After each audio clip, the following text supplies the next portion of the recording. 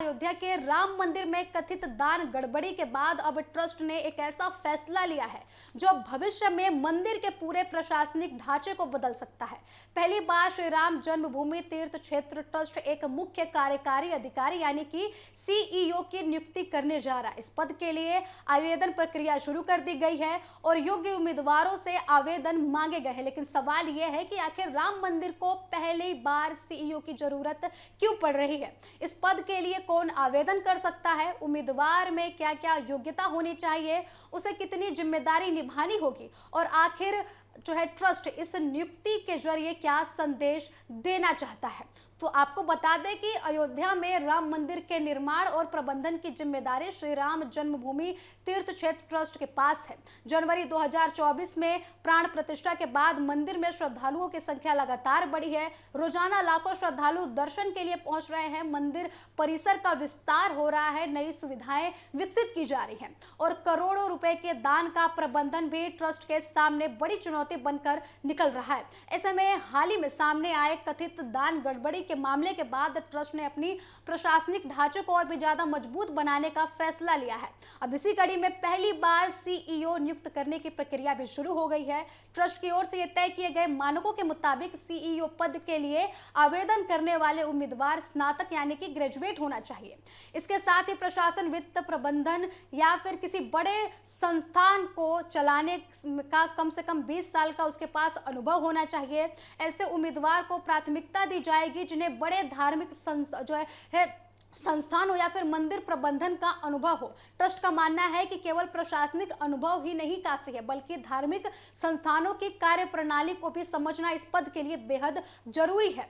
सिर्फ डिग्री का अनुभव ये नहीं दिखा सकता है कि आप इस पद के लिए काफी है। आपको बता दें कि इसमें यह भी बोला जा रहा है कि आस्था की नियुक्ति का ये महत्वपूर्ण हिस्सा है। चयन समिति के सदस्यों ने साफ कहा है कि सीईओ ऐसा व्यक्ति होना चाहिए जो भगवान श्री राम के प्रति श्रद्धा रखता हो और मंदिर की गरिमा तथा परंपराओं को समझता हो। यानी ये केवल एक कॉर्पोरेट मैनेजमेंट की नौकरी नहीं होने वाली है, बल्कि आस्था और प्रशासन के संतुलन की जिम्मेदारी होने वाली है। अगर जिम्मेदारियों की बात करें तो राम मंदिर के सीईओ के कंधे पर पूरे मंदिर प्रशासन की कमान होगी। श्रद्धालुओं के लिए व्यवस्थाओं की निगरानी, कर्मचारियों का संचालन, सुरक्षा एजेंसियों के साथ समन्वय, दान और वित्तीय व्यवस्था पर नजर, मंदिर परिसर के विकास कार्य, विभिन्न समितियों के साथ तालमेल और ट्रस्ट के फैसलों को जमीन पर लागू करना, ये सभी जिम्मेदारियां सीईओ के दायरे में होंगी।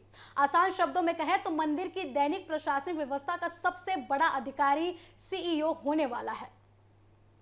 इस पद के लिए आवेदन की अंतिम तिथि 18 जुलाई तय की गई है। आवेदन ऑनलाइन माध्यम से स्वीकार किए जा रहे हैं और इसके बाद 3 सदस्यीय चयन समिति उम्मीदवार की जांच करेगी, इंटरव्यू और मूल्यांकन करेगी। ट्रस्ट की कोशिश रहेगी कि 22 जुलाई से पहले या फिर उसके आसपास ही नए सीईओ के नाम का अंतिम फैसला ले लिया जाए, ताकि मंदिर के प्रशासनिक ढांचे को जल्द से जल्द मजबूत किया जा सके।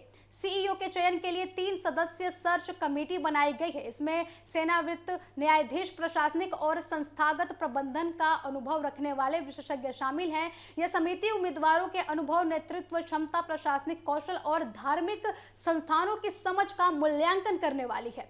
इसके बाद अंतिम नाम ट्रस्ट के सामने रखा जाएगा। दिलचस्प बात यह है कि ट्रस्ट ने साफ कहा है कि यह केवल पद पुरुषों के लिए नहीं है। यदि कोई महिला सभी योग्यताओं पर खरी उतरती है तो उसे भी सीईओ बनाया जा सकता है। यानी कि चयन जो है पूरी तरीके से योग्यता और अनुभव के आधार पर ही होगा। इससे यह संकेत भी मिलता है कि ट्रस्ट प्रशासनिक व्यवस्था में पेशेवर दृष्टिकोण अपनाना चाहता है। वही आपको बता दें कि विशेषज्ञों का मानना है कि राम मंदिर अब देश के सबसे बड़े धार्मिक और तीर्थ प्रबंधन केंद्रों में शामिल हो चुका है। हर दिन बड़ी संख्या में श्रद्धालु पहुंचते हैं, करोड़ों रुपए का दान करते हैं और विशाल परिसर के संचालन के लिए एक पेशेवर प्रशासनिक व्यवस्था की जरूरत महसूस की जा रही है। यही वजह है कि अब ट्रस्ट ने वैष्णो देवी, तिरुपति और अन्य बड़े धार्मिक संस्थानों की तरह सीईओ मॉडल अपनाने की बात कही है। तो आपको बता दें कि हाल ही में दान से जुड़े कथित विवाद के बाद मंदिर प्रबंधन ने यह बड़ा फैसला लिया है। तो जो राम मंदिर का मामला है, इसके बाद अब सीईओ के चयन की बात कही जा रही है। अब ये देखना दिलचस्प होगा कि 22 जुलाई से पहले या फिर 22 जुलाई के आसपास मंदिर ट्रस्ट क्या फैसला लेता है, सीईओ पद पर कौन नियुक्त होता है, ये देखना काफी दिलचस्प होने वाला है। और आपको बता दें कि 22 जुलाई को एसआईटी की अंतिम रिपोर्ट भी आने वाली है, तो इस पर भी सबकी नजरें टिकी हुई है कि इस रिपोर्ट में आखिरकार क्या क्या खुलासे होते हैं, क्या क्या तथ्य निकल कर सामने आते हैं।